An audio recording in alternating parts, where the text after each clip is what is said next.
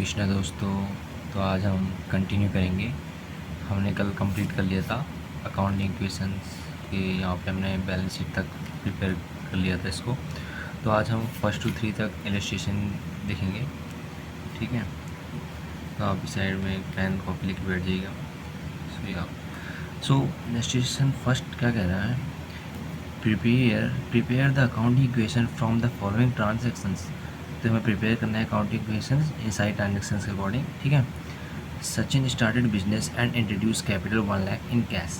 आपको मैंने बताया था कि जब कोई बंदा पैसा इन्वेस्ट करता है तो क्या है, वो एक कैपिटल भी इंक्रीज़ होती है और हमारे फॉर्म में कैश भी आया होता है, ठीक है। तो इसलिए हमारे सबसे पहले ये आइटम्स कहाँ जाएंगे, कैपिटल में इसका इफेक्ट पड़ेगा और कैश में, क्योंकि हमारा कैश आया है, ठीक है। 1 लाख, ठीक है। Second, purchase goods in cash. इन्होंने परचेज़ करिए गुड्स कैश में, तो गुड्स को मैंने बताया था स्टॉक के कॉन्सेप्ट पे देखेंगे, ठीक है। गुड्स को हम स्टॉक के कॉन्सेप्ट से देखेंगे और हमारा क्या है, कैश गया है और गुड्स आई हैं। तो यानी कि यहाँ पे लाइबिलिटी और कैपिटल कोई इफेक्ट नहीं पड़ेगा, बस एसेट साइड में इफेक्ट पड़ेगा।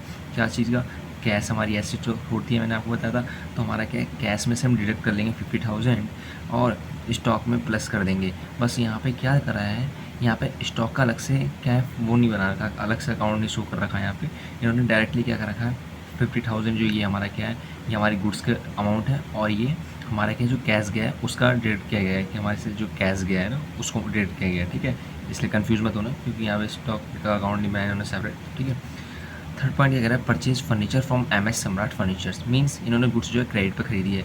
क्या इसमें क्या है, स्पेसिफिकली कैश बोला नहीं है, इन्होंने सीधा बोल रखा है इस MS सम्राट फर्नीचर से गुड्स को खरीदा है, ठीक है। जो फर्नीचर है उसको खरीदा है, तो मीन्स कैश में नहीं खरीदा, ठीक है। तो क्रेडिट पे, तो क्रेडिट पे क्या हमें लायबिलिटी इंक्रीज हो गई, ठीक है। मैंने गुड्स खरीदी है सामने वाले बंदे से, ठीक है। अब मुझे उसको पैसे देने हैं, मुझे उसे पैसे देने हैं, तो यानी मेरी लायबिलिटी इंक्रीज हो गई। तो यानी इस पर 2 इफेक्ट पड़ेगा, एक तो फर्नीचर अकाउंट में इफेक्ट पड़ेगा, फर्नीचर आई है, ठीक है। इसमें क्या है, इस क्वेश्चन में क्या कर रखा है, सेपरेट अकाउंट नहीं शो कर रखे हैं, इसमें डायरेक्टली कैश के अंदर इंक्लूड करेंगे, तो कंफ्यूज मत होना, ठीक है। फर्नीचर में देखो हमारा की फर्नीचर इंक्रीज हुई प्लस 20,000 से, ठीक है।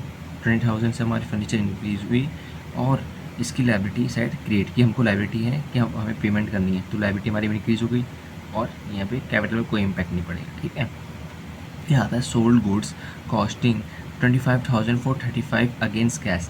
मीन्स गुड्स होल्ड करी जिसकी कॉस्ट 25,000 की और 35,000 में मैंने उसे बेची है। मीन्स 10,000 का मेरे को प्रॉफिट हो गया। यहाँ पे मैंने आपको बताया था कि कैपिटल में क्या होता है, प्रॉफिट या लॉस से अकॉर्डिंग रिलेटेड चीज़ें आती हैं, ठीक है। उसके अकॉर्डिंग चीज़ें आती हैं, तो यहाँ पे क्या है, प्रॉफिट हो गया। मीन्स 25 की उसकी गुड्स की कॉस्ट थी और मैंने 35 में बेची, तो 10,000 का मेरा प्रॉफिट हो गया। और क्या हुआ, और 35,000 में क्या करूँगा मैं, कैश में बेची है, तो कैश में क्या मैं 35,000 प्लस करूँगा अपने उसमें कैश में, कैश आया और 25,000 में नेट जो अमाउंट होता है ना, जो कॉस्ट दे रखी है उसको हम माइनस करते हैं गुड्स से। तो ये जो 25,000 है ना, ये मैं गुड्स में से माइनस करूँगा, ठीक है। ये गुड्स वाली अमाउंट है, ठीक है, गुड्स वाली अमाउंट है। और 35,000 ये मेरी कैश वाली अमाउंट है, ये कैश आया है। और हमें ऐसा जो स्टॉक है, अगर ये कोई भी गुड्स तो हमको दे रखी है उसकी कॉस्टिंग, तो हम कॉस्ट से ही माइनस करेंगे, ठीक है, जब सोल्ड के टाइम पे, ओके। अब यहाँ पे बोला गया है पेड MS सम्राट furnitures in cash. Means paid क्या है, MS सम्राट फर्नीचर्स को कैश में। मीन्स हमारे से कैश गया और क्या हुआ, और हमारे से बस कैश गया है यहाँ पे, ठीक है। कितने का गया, वही हमने फर्नीचर खरीदा था ना यहाँ पे, हाँ ये 20,000 का हमने फर्नीचर खरीदा था। तो बस इसका इम्पैक्ट क्या पड़ेगा, 20,000 बीस मेरे से क्या है, कैश गए मेरे से मैंने कैश पे किया, तो कैश गया। एसेट्स मैंने, ठीक है, इसका मैंने बताया था ना, एसेट्स जब आती हैं तो डेबिट और जाते हैं क्रेडिट में, आके आपको इसके रूल्स बताऊँगा, ठीक है। आप जब तक इतना समझिए कि जब एसेट्स आए तो प्लस और गई तो माइनस, ठीक है। तो उन्होंने क्या है, कैश हमारी एसेट्स है और हमने पेड किए कैश, और कैश जो है डिडक्ट की जाएगी हमारे यहाँ से माइनस 20,000। और मेरी लायबिलिटी इंक्रीज थी ना, यहाँ पे मैंने फर्नीचर क्या है क्रेडिट पे खरीदा था और 20,000 की जो मेरे क्रेडिटर्स भी खत्म हो गए, तो ये नेट अमाउंट आ जाएगा एसेट्स और बैलेंस शीट विल भी, एसेट्स और ये जो लायबिलिटी और कैपिटल साइड विल भी इक्वल। मीन्स हमारी ट्रांजेक्शन जितनी भी हमने जो अकाउंटिंग इक्वेशन की है वो सही है। अगर आपका एसेट्स और लायबिलिटी और कैपिटल इक्वल नहीं आते, एसेट्स इक्वल नहीं आती लायबिलिटी और कैपिटल्स के, मीन्स तुम्हारे कुछ ना कुछ फॉल्ट है क्वेश्चन में, तो आपको दोबारा से उसको एक बार रीचेक कर लेना है वो, ठीक है। अब हम क्वेश्चन नंबर सेकंड की ओर चलेंगे, जिसमें बताया गया prepare the accounting equation on the basis of the following. ठीक, इसमें भी यही है started business with cash, start किया बिजनेस कैश के साथ, तो हमारे क्या कैपिटल में इसका इम्पैक्ट पड़ेगा और फर्म के अंदर पैसे आए हैं तो 70,000 मीन्स कैश भी इंक्रीज़ होगा और कैपिटल भी इंक्रीज़ होगा। ओके। और सेकंड बोलता है credit purchase of goods, means उधार पे गुड्स हमने बाय की है, हमने उधार पे गुड्स परचेज़ किए हैं। ठीक है, आपको ये परचेज़ की जगह यहाँ पे बॉट भी लिखा आ सकता है, BOUGHT। ठीक है, मीन्स कंफ्यूज मत करना, उसका मतलब ही परचेज ही होता है। ठीक है, आगे आएंगे भी। Credit purchase of goods 18,000। ठीक है, 18,000 का क्या है, लाइबिलिटी भी इंक्रीज़ हो गई, मैंने मेरी को पेमेंट करनी है 18,000 की, और मेरी स्टॉक भी इंक्रीज़ हो गई। अब देखो यहाँ पे क्या है, एक सेपरेट अकाउंट खोल रखा है, स्टॉक में क्या हुआ, 18,000 का क्या हुआ, स्टॉक हमारा इंक्रीज़ हुआ और 18,000 की मेरी लाइबिलिटी भी इंक्रीज़ हुई। क्यों? क्योंकि मुझे पेमेंट करना है, अभी मैंने पेमेंट नहीं की है हैंड टू हैंड, मतलब जब गुड्स खरीदी। ठीक है, और फिर आता है payment made to creditor, payment मैंने मेड की है क्रेडिटर्स को 17,500, मीन्स 500 का मेरे को फ़ायदा हो गया। ये जो मैंने गुड्स खरीदी थी नहीं 18,000 की, उसको मैंने सेटलमेंट कर दिया 17,500 में, मीन्स 500 का प्रॉफिट हो गया। प्रॉफिट मैंने आपको बताया था। ठीक है, प्रॉफिट मैंने आपको बताया था, प्रॉफिट मैंने आपको बताया था। ठीक है, मैंने प्रॉफिट बताया था आपको, ये रहा कहाँ गया, ये रखो, हाँ, ये 500 का प्रॉफिट हो गया। ठीक है, प्रॉफिट हो गया 500 का, हाँ।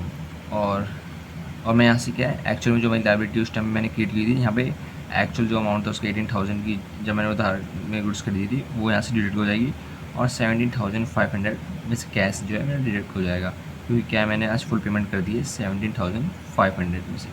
ठीक है, और अब आता है last points, purchase of machinery for cash, मतलब परचेज़ करिए मशीनरी कैश में 20,000। ठीक है, और 20,000 परचेज़ करिए मशीनरी, तो मशीनरी का भी अलग से अकाउंट बनेगा 20,000 का, मीन्स इसमें लायबिलिटी और कैपिटल में कोई इम्पैक्ट नहीं पड़ेगा। क्यों? क्योंकि बस इन्हें बोला है कैश बोल दी सीधा, मीन्स मशीन आई और कैश हमारा गया, मशीन भी एसिड्स कैश भी acids, machine increase cash decrease, impact cash deduct और मशीनरी का अमाउंट इंक्लूड, तो मतलब कि यहीं पे इसका इम्पैक्ट रहेगा। और हमारी जो यहाँ पे नेट वैल्यू जो आ जाएगी, assets will be equal to liability and capital, means और both the transaction will be equal, और हमारी ट्रांजेक्शन जो है सही है। ठीक है, हाँ। अब इलस्ट्रेशन नंबर 3, इसमें बताया गया है prepare the accounting equations on the basis of the following, means वही Rakesh commences business with cash, means Rakesh ने बिजनेस में पैसे लगाया। ठीक है, ठीक है, कितने 1,50,000 रुपीज़, तो वही इसकी नॉर्मल जैसे हम पहले करते आ रहे हैं वही ट्रांजेक्शन होगी। ठीक है, Rakesh commences business with cash, furniture इस ट्रांजेक्शन का नाम, और यहाँ पे क्या है, कैश भी इंक्रीज़ हुई थी और कैपिटल दोनों, कैश भी आया फर्म में और कैपिटल भी उसने इन्वेस्ट किया है। कैपिटल इसलिए क्योंकि मैंने बताया था जब कोई भी प्रोपराइटर जब फर्म में पैसे मनी इन्वेस्ट करता है तो उसे हम कैपिटल कहते हैं in the term of accounting. Okay. अब सेकंड ट्रांजेक्शन बोलता है, सेकंड ट्रांजेक्शन बोल रहा है फर्नीचर परचेज्ड फॉर कैश, मैंने फर्नीचर कैश में परचेज़ किया है, इसका कोई इम्पैक्ट नहीं पड़ेगा लायबिलिटी और कैपिटल में क्योंकि इसने सीधा कैश बोल दिया। और फर्नीचर इंक्रीज और कैश डिक्रीज, फर्नीचर आया और कैश गया। ठीक है, एसिड्स हैं। ठीक है, ठीक है, 20,000 इसका क्या है हमारा कैश गया, 20,000 का कैश गया और 20,000 की हमारी फर्नीचर्स इंक्रीज हुई, यहाँ कोई इम्पैक्ट नहीं पड़ेगा, ज़ीरो रहेंगे। फिर आते हैं यहाँ पे sold goods costing 10,000 to Mohan for cash. ठीक है, मैंने गुड्स को सोल्ड करी है जिसकी कॉस्टिंग 10,000 और उसको मैंने कैश में सोल्ड करी 14,000, मीन्स 4,000 का मेरे को प्रॉफिट हो गया और कैश आया मेरे पे कितना, कैश आ गया मेरे पे 14,000 का मेरे पे कैश भी आ गया और 10,000 की जो नेट अमाउंट है उसको मैं एसेट्स में से डिलीट कर दूंगा। ठीक है, यानी जो गुड्स को मैंने बताया था स्टॉक कॉन्सेप्ट देखते हैं तो स्टॉक में से मैं माइनस कर दूंगा 10,000 रुपीज़, जो नेट अमाउंट था जो मैंने आपको बताया था पहले भी, नेट वैल्यू उसको माइनस की जाएगी, 14,000 का कैश आया और 4,000 का प्रॉफिट हुआ जो कि हमारा कैपिटल साइड से जाएगा। ठीक है, तो ये 14,000 का क्या हमारा कैश आया, 10,000 की जो नेट वैल्यू तो स्टॉक से डिडक्ट कर दी जाएगी और 4,000 का जो इसका प्रॉफिट है वो यहाँ पे 4,000 का जो प्रॉफिट है वो आएगा। ठीक है, अब यहाँ पे बोला गया है एडिशनल कैपिटल इंट्रोड्यूस, मीन्स उन्होंने एक्स्ट्रा जो है एडिशनल कैपिटल इंट्रोड्यूस कर दी फर्म में। ठीक है, ऑनर्स जो था उन्होंने और पैसे डाल दी फर्म के अंदर। ठीक है, और इन्वेस्ट कर दिए, तो यहाँ पे इसकी ट्रांजेक्शन्स क्या होंगी। ठीक है, ये हमारा नेट अमाउंट आ गया तो ऊपर से। अब यहाँ पे देखिए 20,000 यहाँ कैश दोबारा से इंक्लूड, 20,000 दोबारा से कैपिटल में इंक्रीज। ठीक है, अब यहाँ पे बोला गया है commission received in advance, commission received की गई है एडवांस में। ठीक है, कमीशन रिसीव्ड इन एडवांस और कमीशन रिसीव इन एडवांस तो क्या है 2000 रुपीज़ क्या होगा हमारा, ये जो है हमने कमीशन रिसीव्ड करी है, ठीक है, और कमीशन रिसीव करी है, हमको प्रॉफिट हुआ है, फ़ायदा हो गया हमको, ठीक है। रिसीव्ड बोला है, पेड नहीं बोला, पेड बोला तो डिडक्ट करते हैं हम कैपिटल से भी क्योंकि हमारा लॉस हो रहा है, और क्या है कैश में से भी डिडक्ट करते हैं कि मेरा कैश जा रहा है। बट यहाँ पे कमीशन रिसीव्ड इन एडवांस हमने पहले से एडवांस में रिसीव कर ली है, ठीक है। कितना 2000, तो 2000 क्या है प्लस होगा हमारा कैश में से भी और कैपिटल में भी प्लस होगा, ठीक है। कितना 2000, और ये यहाँ पे क्या आएगा इस साइड में जो है लायबिलिटी साइड पे क्या इसमें कमीशन रिसीव एडवांस, ठीक है। आप कंफ्यूज मत होना क्या है ये जो है, मैं आपको इनके लिए बेसिक टर्म्स की भी आपको वीडियो अवेलेबल करवाऊँगा, ठीक है। फिर भी एक नॉर्मली बता देता हूँ, commission receive advance means commission sound ने पहले से एडवांस में रिसीव कर लिया है, बट उसके लिए कोई भी उन्होंने वर्क नहीं कर रखा अभी पहले से, और बट ने उसको जो सर्विसेज बाद में देनी है, बट उसने कमीशन पहले से ही ले ली है, ठीक है। मतलब उसने अभी काम जो है रेंडर नहीं किया है, बट उसने जो कमीशन है वो पहले ले लिया है। तो यहाँ पे क्या लायबिलिटी इंक्रीज होगी, मतलब इधर वाले की कि अब इसको काम करना है, इस वजह से लायबिलिटी साइड में शो आउट हो रहा है, ठीक है। कमीशन रिसीव्ड इन एडवांस, ठीक है, 2000 रुपीज़। अब आती है बात यहाँ पे सोल्ड गुड्स, सॉरी यहाँ पे paid to creditor, paid to creditor Mahesh in full settlement, मतलब कि यहाँ पे क्रेडिटर था एक, ठीक है, जिसको पैसे देने थे महेश, ठीक है। उनने क्या करा, उन 20,500 में महेश ने फुल सेटलमेंट कर दी। मीन्स यहाँ पे क्या है क्रेडिटर था एक, ऊपर कोई क्रेडिटर होगा, ठीक है। यहाँ पे था ये रहा महेश, परचेज़ करी थी ना कुछ हमने फ्रॉम महेश से ऑन क्रेडिट पर, फ्रॉम महेश से ऑन क्रेडिट पर कितने 25,000 की, 25,000 की, और 22,500 उसको फुल सेटलमेंट कर दी। मीन्स 25,000 माइनस 22,500 हमको कितना, यस 2500 क्या हो गया हमको फ़ायदा हो गया, ठीक है। 2500 का हमको फ़ायदा हो गया है यहाँ पे, यस 2500 का फ़ायदा हो गया। और ये फ़ायदा कहाँ जाएगा, ये फ़ायदा जाएगा हमारे, मैंने बताया था कैपिटल अकाउंट में क्या है लॉस से प्रॉफिट होता है तो वो इंक्लूड हो जाता है। यहाँ पे 2500 का क्या है फ़ायदा हो गया हमको, और जो क्रेडिटर थे हमारे वो डिक्रीज़ हो गए कितने से 25 नेट अमाउंट से, जो हमने उस टाइम पे जो रहे थे हमारे 20,000 ये 25,000 की जो हमारे लायबिलिटी जो हमारे क्रेडिटर से इंक्रीज हुए थे वो अब डिक्रीज हो जाएंगे क्योंकि हमने उसको सेटलमेंट कर दिया, उनको पेड ऑफ कर दिए, ठीक है। और 20,500 का क्या है हमारा कैश गया, ठीक है, ये कैश गया। और ये जो हमारे क्रेडिटर उस टाइम पे इंक्रीज़ हुए थे, जो हमें पेमेंट करनी थी और पेमेंट उस टाइम पे नहीं की थी, यहाँ पे हम पेमेंट कर देंगे और यहाँ से डिडक्ट कर देंगे, ठीक है। और जो प्रॉफिट हुआ वो यहाँ पे आ जाएगा, ठीक है। हम देखेंगे sold goods costing 15,000 for 18,000 out of the which 5,000, means एक गुड्स थी जिसकी कॉस्टिंग 15,000 थी, 18,000 out of which 5,000 receiving cash, means 15,000 की कॉस्ट थी उसकी गुड्स की, 18,000 का क्या है मैंने उससे कैश रिसीव करना था, बट नाउ अभी करंट में उसने 5,000 रुपीज़ मेरे को पेमेंट की गई है, ठीक है। तो मीन्स ये 15,000 में क्या करूँगा, गुड्स में जो स्टॉक था मेरा उसमें से डिडक्ट कर दूँगा, ठीक है। और 18,000 का जो है अभी इसको मैं शो आउट नहीं करूँगा, जितना मेरे पे कैश अभी रिसीव हुआ है मैं उसको शो आउट करता हूँ, ठीक है। तो 5,000 मेरे पे कैश आया यानी कैश में इंक्रीज हो जाएगा, ठीक है, कैश बढ़ जाएगा मेरा। और यहाँ पे देखिए 3,000 का क्या है मेरे को क्या है प्रॉफिट हुआ, मीन्स 15,000 की कॉस्टिंग थी, 18,000 रुपीज़ मैं रिसीव करूँगा, मीन्स 3,000 का प्रॉफिट हुआ। और प्रॉफिट एंड लॉस मैंने आपको बताया था कहाँ पे जाएगा, प्रॉफिट एंड लॉस, यानी प्रॉफिट हुआ अभी तो हमें प्रॉफिट हुआ है ना, तो ये 3,000 का प्रॉफिट यहाँ पर चले जाएगा। और ये 13,000 का जो हमको यहाँ पे वो दिखा रहा है नेट अमाउंट, ठीक है, हाँ। और ये 5,000 से क्या है, 5,000 का क्या है हमारा को कैश रिसीव्ड हुआ था मैंने आपको बताया, और 15,000 जो हमारी नेट वैल्यू थी एसेट्स की वो डिडक्ट कर दी जाएगी, ठीक है। और 13,000 के हमारे डेटर्स इंक्रीज हुए, मीन्स अभी उन क्या हुआ 18,000 रुपीज़ थी, ये बताता हूँ मैं इसका अमाउंट क्या है, ये आप कन्फ्यूज हो जाएगा, आपको बताता हूँ क्या है।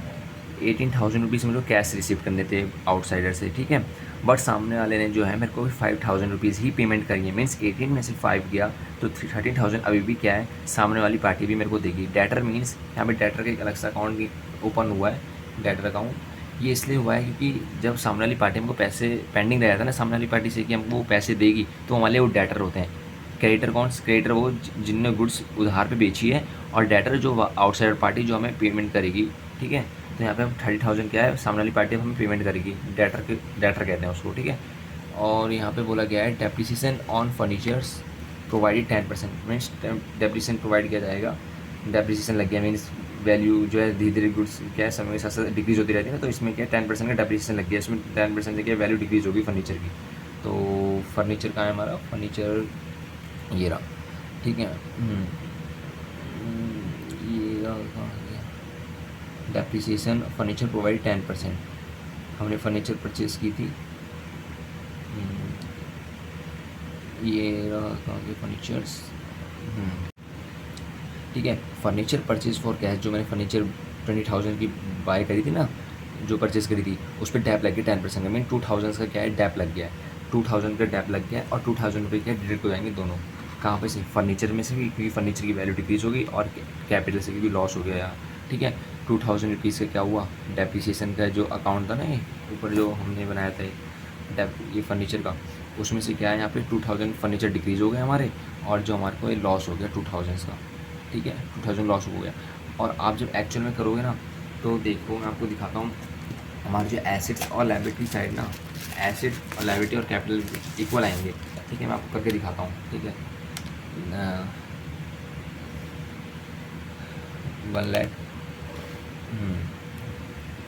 1,48,500 प्लस 18,000 प्लस 13,000, ठीक है, ये हमारा आया 1,79,500, ठीक है।